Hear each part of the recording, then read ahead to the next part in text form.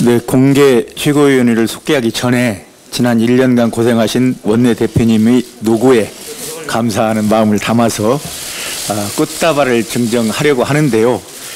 아무튼 지난 1년간 한일 경제전, 그리고 3번의 추경 예산안 처리, 검찰개혁 입법대전, 코로나 상황 대처, 그리고 총선 승리까지 지난 1년간 여한 없이 달려서 할 일을 다 하셨다, 이런 그 평을 하고 계십니다. 오늘 그 시대의 환승역에서 원내대표를 마치신 이인영 대표님 고생 많이 하셨습니다. 여러분들 박수 보내주시고요. 대표님께서 꽃다발 증정하겠습니다. 예, 다시 한번 큰 박수 보내주십시오.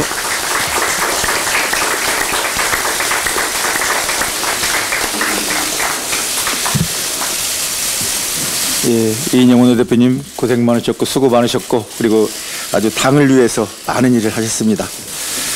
그러면 이해찬 당대표의 속개 선언으로 더불어민주당 제239차 최고위원회를 속개하겠습니다. 말씀에 앞서서 오늘 최고위원회 마지막 참석이 되시는 이인영 원내대표님께 감사의 말씀으로 박수를 한번 보내주시기 바랍니다.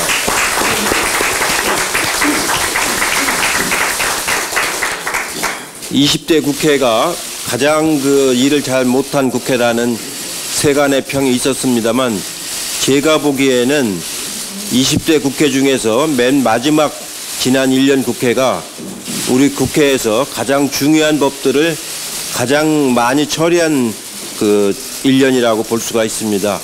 그 1년 동안 이인영 대표께서 아주 상대방을 상대로 해서 참고 또 참고 이게 참으면서 사리가 아마 몇 바가지가 나왔을 겁니다. 그런 정도로 잘 통과시켜서 결과적으로 나라다운 나라이라는 국회를 만들 수 있는 계기를 만들어 주신 점에 대해서 다시 한번 감사의 말씀을 드리도록 하겠습니다. 오늘부터 생활 영역으로의 전환이 시작이 됩니다. 초, 중고 등교 수업 시행 역시 다음 주부터 시작될 예정입니다. 코로나 국난 상황에서 중단되었던 많은 일상생활들이 시작되지만 백신이 나오기 전에는 결코 코로나19 이전 생활로 돌아갈 수가 없습니다. 새로운 형태의 방역체제가 시작된다는 의미로 받아들여 주시기를 바라겠습니다. 더구나 등교 수업이 시작되고 각종 문화시설들이 개관하기 때문에 이제 방역은 특별한 일이 아니라 일상적인 일이 되어야 합니다. 이 새로운 방역 체계가 자리를 잡느냐, 다시 이전으로 돌아가느냐 하는 것은 모두 국민 여러분, 우리의 손에 달려 있다고 해도 과언이 아닙니다. 특히 등교 수업이 시작되면 학부모님들께서 많이 도와주셔야 합니다. 이전 신종플루 때 보면 감기 증상이 있는데도 등교시켰다가 다른 학생이 감염된 사례가 있습니다. 자녀들을 아침마다 살펴봐 주시기 바라겠습니다. 당정은 조금 더 긴장을 늦추지 않겠습니다. 국민 여러분께서도 다소 어려우시겠지만 항상 우리가 서로의 방역 안전망이며 함께 손잡고 국난 극복한다는 마음으로 협조해 주시기를 바라겠습니다. 지금까지 코로나19 상황에서 보면은 우리나라의 국민건강보험제도라든가 여러 가지 사회 안전망이 코로나19를 극복하는 데 큰 도움이 됐습니다. 그러나 포스트 코로나 시대에서는 더욱 중요한 그런 사회제도가 뒷받침돼 줘야만이 극복할 수 있다고 생각이 됩니다. 앞으로 당정 간에 여러 가지 협의를 할 적에 그 점을 충분히 정책위원회에서 반영을 해 주시기 바랍니다. 민주당은 이번 주 새로운 원내 지도부를 선출하고 더불어시민당과의 합당을 위한 전당원 투표까지 21대 국회 준비를 차근차근히 진행해 나가고 있습니다. 민주당은 당원이 주인인 정당으로서 매번 중요한 일이 있을 때마다 당원들의 의견을 묻는 과정을 철저히 지켜왔습니다. 이번 시민당과의 합당을 위한 전당원 투표에도 당원 여러분들이 많이 참여해 주시기를 부탁드리겠습니다. 전당원 투표가 끝나면 중앙위와 양당 합동회의 등을 거쳐 원구성 협상전 마무리 짓는 것을 목표로 합당 절차를 조속히 진행하도록 하겠습니다. 21대 국회는 완전히 새로운 국회가 되어야 합니다. 무엇보다 국민이 체감하는 성과를 내는 일하는 국회가 되어야 합니다. 민주당은 새로 구성되는 원내 지도부를 중심으로 법률이 정한 시한 내에 개원하고 6월 첫 국회부터 본격적으로 일할 수 있도록 지금부터 준비를 해 나가도록 하겠습니다. 미래통합당도 모레 원내대표를 선출하는 걸로 알고 있습니다. 20대 국회가 유종의 미를 거둘 수 있도록 해주시고 21대 국회의 출발이 국민들에게 희망을 들 수 있도록 함께 협력해 주시기를 간곡히 부탁을 드립니다. 마지막으로 다시 한번 부탁드립니다. 이제 국민들로부터 지난 선거 과정에서 꼼수 비례정당을 만들었다고 해서 여야 간에 엄청난 지탄을 많이 받았습니다. 달게 받아야 할 만한 그런 지탄이었습니다. 이제 다시는 그런 지탄을 받지 않도록 국회가 구성되고 운영이 되어야 합니다. 한간에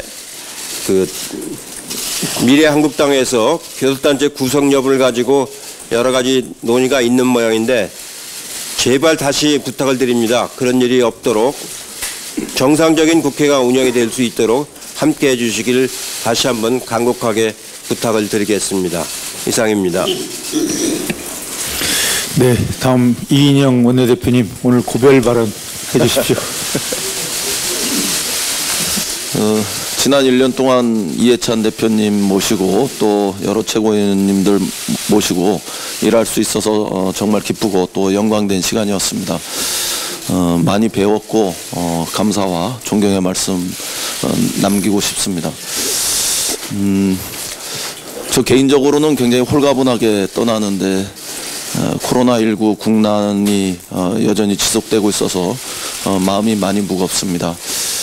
지난 총선에서 우리 국민들께서 주셨던 180석의 큰 뜻, 우리 더불어민주당 당선자들께서 아주 겸손하게 받아들이고 또 두려울 만큼 무거운 책임감으로 임해 주셨으면 좋겠습니다. 이번 20대 국회에서 해결해야 할 과제들을 많이 남겨놓고 마무리하게 된 것 같습니다. 그 형제복지원 관련해서 국회에서 농성도 시작하시고 또 4.3 특별법을 비롯해서 여러 관련된 과거사법들을 마무리하지 못한 점도 매우 아쉽습니다.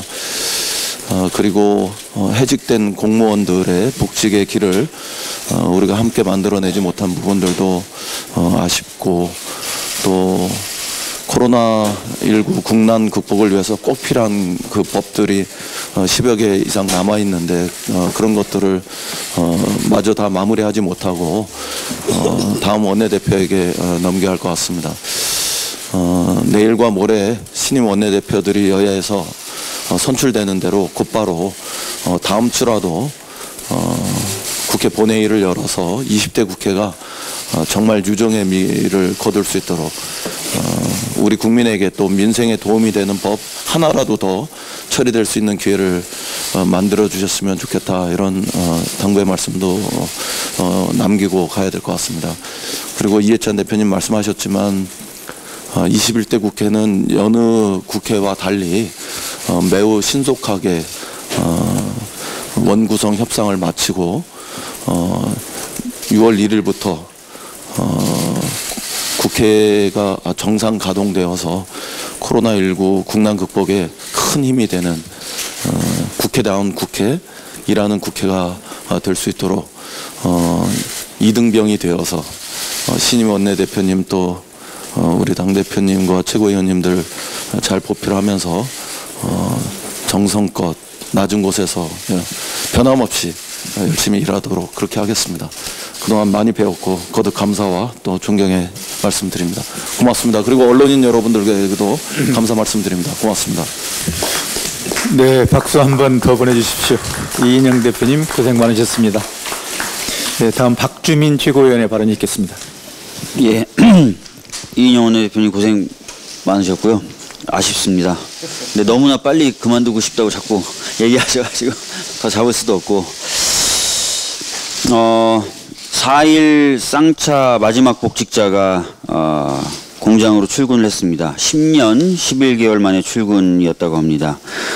쌍차가 2009년에 정리해고를 실시한 이후에 지금까지 스스로 목숨을 끊거나 병사한 해고 노동자 그리고 그 가족은 확인된 수만 30명에 이른다고 합니다. 많은 사람들의 노력으로 쌍차 해고 노동자의 복직이 이루어져 왔고 이제 마지막 복직자가 출근을 했지만 여전히 남은 과제가 있습니다. 바로 막대한 규모의 손해배상 청구인데요.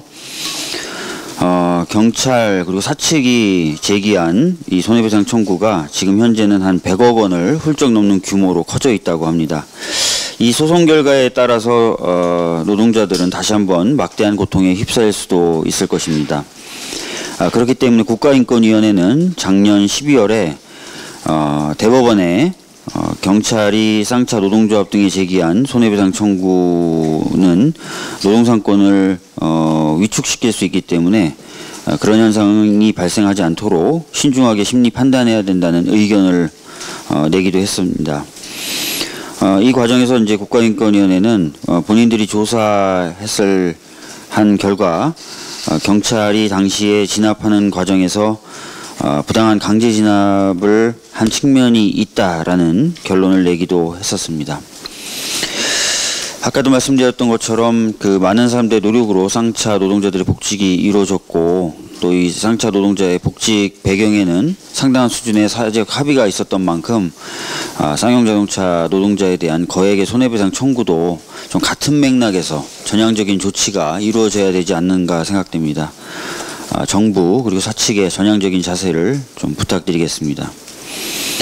어제 부산 형제복지원 피해자로 국회 앞에서 900일 넘게 농성 중인 최승우 씨가 의원회관 출입구 지붕에 올라가 농성을 했습니다. 형제복지원 사건이 무엇인지는 제가 구체적으로 말씀 안 드려도 다 아실 것 같습니다.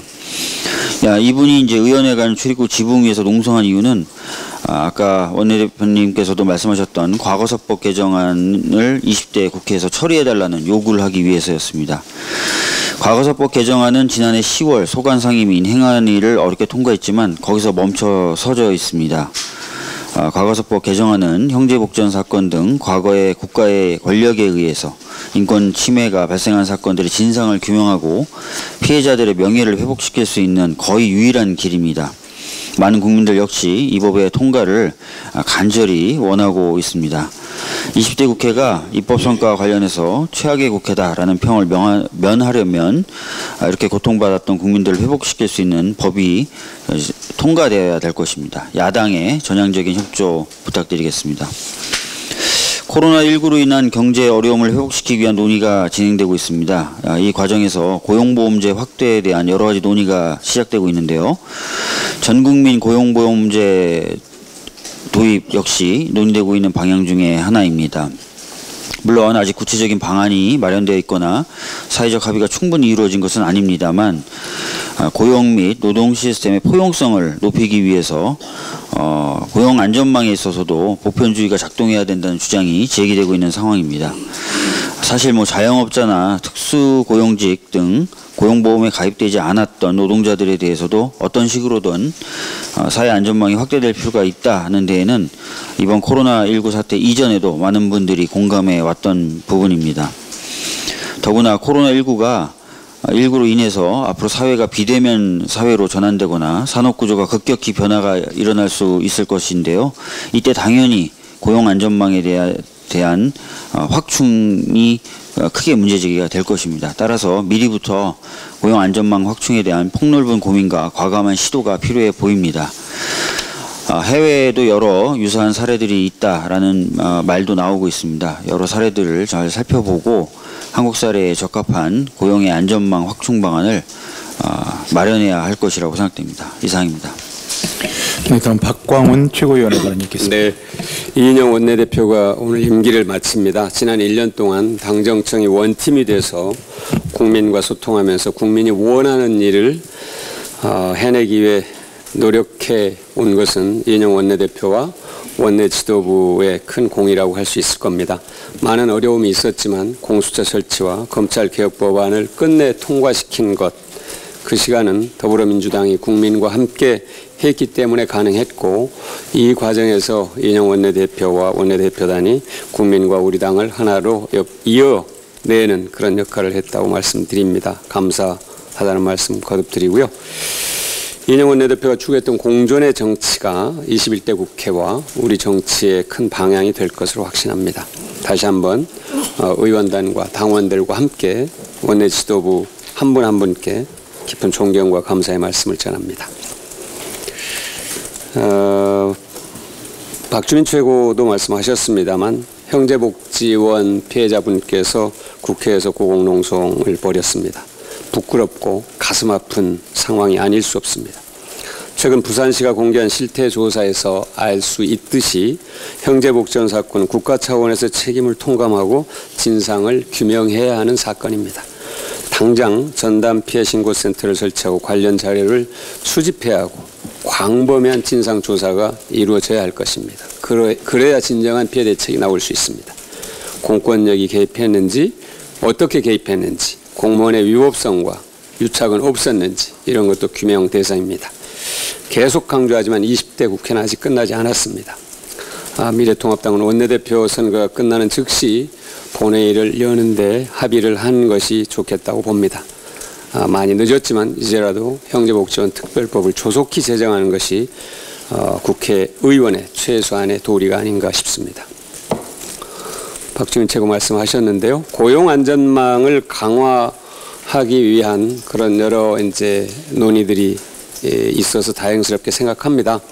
이번에 우리가 코로나19를 성공적으로 막아내고 또 극복해내는 과정에서 외국의 언론과 전문가들이 주목했던 사실이 있습니다. 투명성과 개방성, 그리고 한국 사회의 연대, 배려, 협력의 정신입니다. 시민들이 자발적으로 격리하고 또 불편을 감수한 것, 이것들이 코로나19 위기를 극복해낸 데 있어서 아주 큰 정신적 바탕이 됐다, 이런 평가입니다. 저는 고용안전망을 강화하는 것은 바로 이런 정신을 우리가 더욱더 확장해서 우리 사회의 건강성을 강화하는 일이라고 생각합니다. 진단키트를 생산하고 승인하는데 신속하게 대처했던 것처럼 저는 국회가 적어도 5가지 정도 방향을 설정하고 초당적으로 신속하게 협력해 나가는 것이 필요하다고 봅니다. 첫째는 전국민 고용보험제도에 대한 공론화와 단계적 추진입니다. 이를 이념 프레임으로 더 씌우거나 이념 프레임으로 접근하는 것은 대단히 지금 상황에서 적절하지도 않고 맞지도 않습니다. 국민들에 대한 도리도 아닙니다. 다음 주 안으로 한국형 실업부조제도인 국민취업지원제도와 특수형태 노동자 고용보험 보장성 법안을 통과시킬 수 있다면 저는 굉장히 의미 있는 첫 출발이 될 것으로 봅니다. 그리고 21대 국회에서 전 국민 고용보험제도의 논의를 본격화하는 것이 꼭 필요합니다. 많은 재정 소요가 예상된다고 해서 불가능하다고 하는 것은 하기 싫다고 하는 것과 다를 바 없는 말입니다. 사회보장제도가 발달하고 내수가 든든한 유럽의 주요 선진국들은 고용보험 가입률이 90% 수준이라는 것을 참고할 필요가 있습니다. 자영업자의 고용보험 가입을 지원하는 나라가 없다 하는 비판이 있는데요. 우리나라처럼 자영업자의 비율이 높은 나라가 없다는 것도 참고하시기 바랍니다. 그것은 우리 기업들이 조기에 해직시키거나 명예퇴직이라는 이름으로 그들을 일자리에서 밀어냈기 때문에 그들이 어쩔 수 없이 자영업 시장에 뛰어든 사람들이 많다는 것을 생각하면 기업이 결국 해고가 궁극의 해법이 아니고 기업의 이익에 도움이 되지 않는다는 인식을 이제는 할 때가 됐다는 겁니다. 둘째는 일자리 수급 엇박자를 해소하고 직업교육 프로그램을 혁신적으로 강화하는 것입니다. 혁신산업과 기존 산업 간에 나타나는 일자리 미스매치를 해소하는 데 집중해야 된다. 셋째는 기업 유턴을 유도해서 일자리를 국내로 유턴시키는 것입니다. 대대적인 투자가 이 부분에서 필요하다고 봅니다. 이미 많은 나라들은 이 작업에 대대적으로 착수했고 이것이 결국 나라의 일자리를 되살리는 것이다 하는 그런 인식에서 출발하고 있는 것입니다. 세계에서 이번 코로나 방역 과정에서 가장 투명하고 안전한 생산 기지라는 브랜드 파워를 대한민국이 얻었기 때문에 훨씬 더 유리한 환경을 갖고 있다고 볼 수 있습니다. 넷째는 정부가 추진할 한국판 뉴딜 사업에 대한 선제적 지원입니다. 김대중 정부가 빛의 고속도로를 개설해서 벤처기업 육성과 IT 산업의 부흥을 이끌어냈듯이 제2의 빛의 고속도로라는 개념을 우리가 도입을 한다면은 정말로 우리가 또 한 번 재도약할 수 있는 기회를 마련할 수 있을 것입니다. 다섯째는 뉴딜 사업의 성공을 위해서도 사회 안전망을 더욱 확대해야 한다는 것입니다. 신산업의 등장은 필연적으로 전통산업의 세력과 해당 노동자의 피해를 불러올 수밖에 없습니다. 이를 어떻게 신산업으로 자연스럽게 유입할 것인가, 유입시킬 것인가, 이것이 바로 선순환 성장 구도를 만드는 것이고 뉴딜 사업의 성공을 가져오는 바탕이 될 것이라는 것을 인식하고 우리 당과 공직사회 그리고 모든 관계 세력들이 함께 힘을 모아야 할 것으로 생각합니다. 이상입니다. 네, 다음 서른 최고위원의 발언이 있겠습니다. 20대 국회 임기가 불과 20여일 남았습니다. 20대 국회 마지막 시간은 단순히 유정의 미를 거두는 것을 넘어서 계획 과제를 완수하고 민생을 돌보라는 21대 총선의 국민 명령을 실천하는 출발이 되어야 합니다. 군사독재 시절 불법 강금과 강제 노역을 당한 형제복지원 피해자 한 분이 과거사법 개정안을 20대 국회 임기 내에 처리할 것을 요구하며 위원회관 캐노피에 올라가 어제부터 농성을 하고 있습니다. 국회가 정의를 세우고 민생을 돌보라는 절박한 심정이라고 보입니다. 과거사 정리위원회는 참여정부 때인 2005년 어렵게 탄생했지만 4년간 활동을 마친 후 해산됐습니다. 부당한 권력 등에 의한 인권 유린 등 은폐된 진실을 밝혀내는 성과가 있었지만 한국정전기 민간인 학살 사건의 피해자는 100만 명 이상으로 추산되는데 다뤄진 진정사건은 1만여 건에 불과하는 등 한계도 명확했습니다. 이에 과거사 정리위원회 활동을 재개하는 과거사법 개정안을 지난해 10월 당시 자유한국당을 제외한 여야 합의로 9년 만에 국회 행정안전위원회를 통과시켜 현재 법사위에 계류 중인 상태입니다. 부당한 권력에 의한 피해 진실을 규명하고 피해자의 억울함을 풀어주기 위해서 20대 국회에서 과거사법 개정안만큼은 반드시 처리해야 할 것입니다.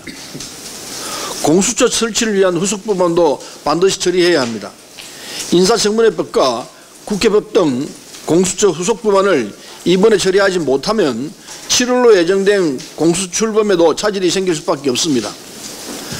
권력기관 개혁을 위한 공수처 설치를 염원했던 국민과 약속은 반드시 지켜져야 한다는 점을 강조해서 말씀드립니다.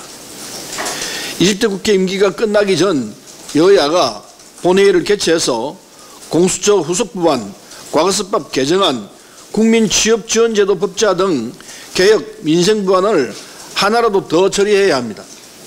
21대 총선에서 보여주신 국민의 뜻에 지금부터 부합하는 모습을 보이는 것이 국민의 당연한 도리입니다.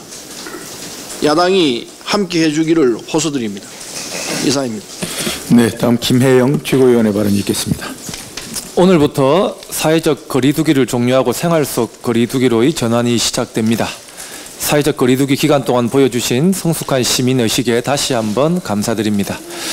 그러나 중대본에서 밝혔듯이 아직 안심할 단계가 아닌 만큼 국민 개개인과 사회 모두가 스스로 방역을 책임지는 방역 주체로의 역할을 이어가 주시기를 부탁드립니다. 특히 학생들의 순차적 등교가 확정된 만큼 더불어민주당은 정부와 함께 안전한 교육 환경을 위해 선제적이고 빈틈없는 방역 체계를 마련하겠습니다. 한편 고3 수험생들은 학습 공백과 더불어 입시로 인한 걱정이 많습니다. 더불어민주당은 입시 일정과 기준을 신속하게 제시하고 학생들이 공정하게 입시를 준비할 수 있도록 교육부와 지속적으로 논의하고 방안을 만들어 가겠습니다. 20대 국회가 출범하면서 일하는 국회를 내걸었지만 국민들께 일하는 국회의 모습을 제대로 보여드리지 못했습니다. 지금도 코로나19로 침체된 경제의 활력을 위한 입법 등 시급한 법률안들이 국회에 산적해 있습니다. 20대 국회의 마지막인 5월에 아무런 활동도 하지 않고 세비만 받아가는 모습은 국민들의 정치 불신을 가중시킬 뿐만 아니라 국회의원의 책무 또한 저버리는 일일 것입니다. 코로나19로 인한 경제적 피해와 고통을 줄이기 위해서라도 이번 임시국회 내 반드시 본회의를 열고 입법 성과를 낼 수 있도록 미래통합당에서도 적극적으로 협조해 주시기를 부탁드립니다. 더불어민주당은 20대 국회가 유정의 미를 거둘 수 있도록 최선을 다하겠습니다. 이상입니다. 네, 다음 남인순 최고위원의 발언 듣겠습니다. 네, 그 실력과 열정으로 지난 1년간 원내를 이끌어오신 이인영 대표님과 원내 대표단 여러분의 노고에 다시 한번 감사를 드립니다. 이제 5월 15일이면은 4월 임시국회가 종료가 됩니다. 이제 시간이 정말 없습니다. 지난 19대 국회 말미에도 여야가 합의됐던 법안들을 처리했던 그런 우리가 기억이 있습니다. 그래서 이번에 새 원내대표들이 선출되고 나면 반드시 시급한 법안들을 꼭 처리가 된다고 생각합니다. 앞에서 많은 최고위원님들 말씀하셨지만 무엇보다도 꼭 해야 될 절박한 법안이 있습니다. 지금 형제복종 피해자가 진상규명을 요구하면서 과거사법 개정안 법안 통과를 촉구하면서 의원회관에서 지금 공공농성에 들어갔습니다. 형제복종에서 일어난 학대나 폭행, 또 성폭력, 강제후금 등 인권유린의 참상은 이미 우리 국민들이 많이 알고 있고 피해자 증언을 통해서 상당한 실체가 드러나 있습니다. 이제는 국가 차원에서 진상규명이 반드시 필요합니다. 해당 상임위를 통과했고 법사위에 계류되어 있는데 이 법안은 저희가 마음만 먹으면 합의만 되면 바로 처리할 수 있는 그런 상태입니다. 이 법안은 꼭 처리가 된다고 생각합니다. 그 외에도 저희가 해야 되는 코로나 후속 법안, 특히 감염병 위기경보 발령 시에 단기 체류 외국인의 소재 파악을 위한 출입국 관리법도 이번에 반드시 처리가 돼야 되고 이제 개학을 하게 되면 학교 내에 감염병 예방을 위한 학교보건법 등의 개정도 정말 시급합니다. 이런 법안은 21대로 미룰 것이 아니라 20대 국회에서 꼭 처리가 돼야 될 부분입니다. 신속한 법안 처리로 20대 국회를 일하는 국회당 국회로 그래도 할 일을 했다 이런 평가를 국민들한테 받을 수 있도록 마지막까지 최선을 다하도록 하겠습니다. 이상입니다. 네, 이형석 최고위원의 발언 듣겠습니다. 예, 5.18 40주년을 앞두고 자유연대를 비롯한 구구단체들이 오는 16일과 17일 광주에서 대규모 집회를 강행하겠다고 해서 집회 신고를 한 데 대해서 많은 시민사회가 우려를 하고 있는 상황인데 이들이 오늘 광주 동구 일대와 광주 광역시청 앞 그리고 5.18 기념문화센터 앞에서 집회를 갖겠다고 추가 신고를 했다고 합니다. 자유연대가 집회를 예고하는 오늘은 정부가 방역체계를 생활방역체계로 전환한 첫날입니다. 국민 모두가 더욱 철저한 방역수칙을 이행하여 협조해야 할 시점임에도 불구하고 국민의 생명과 안전은 전혀 관심 없이 이러한 행동을 하는 것에 대해서는 결코 용납할 수가 없다는 생각입니다. 이용섭 광주광역시장도 전염병의 예방 및 관리에 관한 법률 제49조 1항에 따라서 집회 금지 긴급 행정명령을 발동해 집회를 강행할 때는 집회 참가자에 대해 강력한 법적 조치에 나서겠다고 밝혔습니다.